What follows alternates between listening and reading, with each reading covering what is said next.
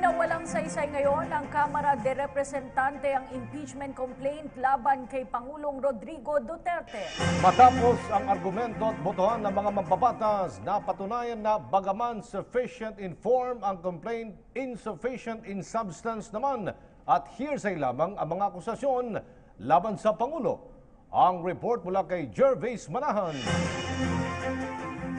Now, like all members who are in favor of the motion to please rise. Unanimous ang naging boto ng House Justice Committee na ideklarang insufficient in substance o hindi sapat ang sustansya ng impeachment complaint laban kay Pangulong Duterte. 42 mambabatas ng komite ang bumoto na i-dismiss ito at wala ni isang nagtanggol sa reklamo.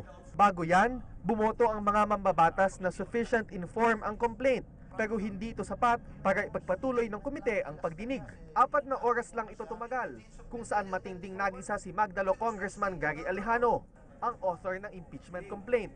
Hindi na nga siya pinayagan pa ng mga mambabatas na magbigay ng kanyang opening statement. Do you have personal knowledge of 8,000 more or less killings committed in this campaign?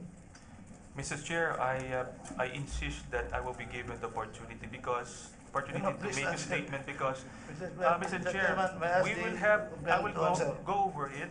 I will be able to cover these questions if I will be given the chance to make a statement. Because, for fairness, Mr. Chair, this is an important issue.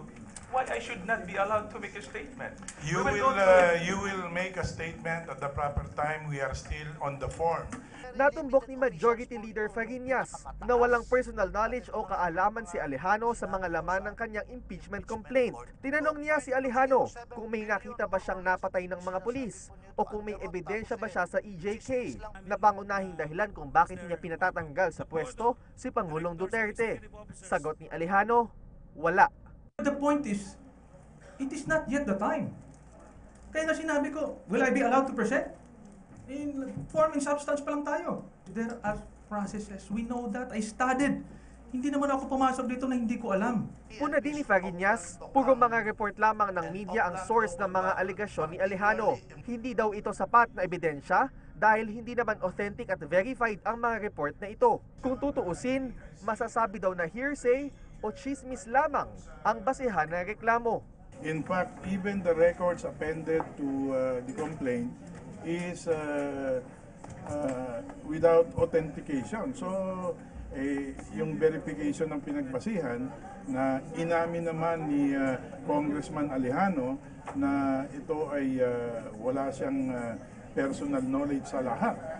Malinaw na malinaw kanina, sa lahat ng aligasyon wala siyang personal knowledge. Matatanda ang inihain ni Alejano ang impeachment complaint dahil sa iba't ibang grounds, gaya ng umano'y pagdami ng kaso ng EJK, pagpatay ng death squad sa Davao, at ang umano'y itinatagong yaman ng Pangulo. Giit ni Alejano na pagtulong-tulungan siya at hindi nabigyan ng pagkakataon na ipakita ang kanyang ebidensya. Dahil dito, handa raw siyang iakyat ang kaso sa International Criminal Court. Sa ngayon, posible siyang maharap sa isang ethics complaint o perjury.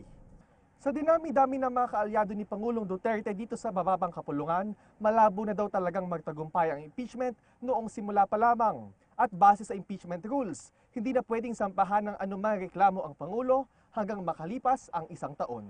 Para sa PTV News, Jervis Manahan.